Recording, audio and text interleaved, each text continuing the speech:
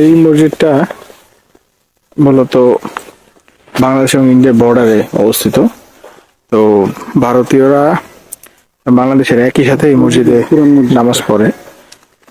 এখানে নতুন অংশটা উঠতেছে দক্ষিণ বাঁশজানি ঝাকুয়াটারি জামে মসজিদ।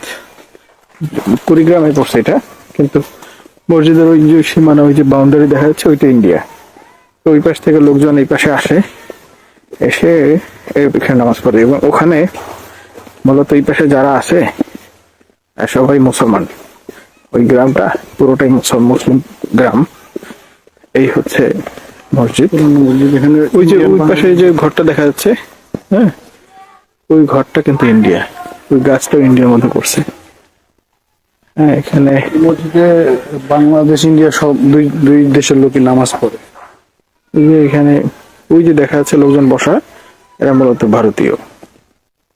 এখানে এরা আসলে এদের কালচার, কথাবার্তা সবই একই আমাদের এই এলাকার এই কুড়িগ্রামের মানুষের মতোই।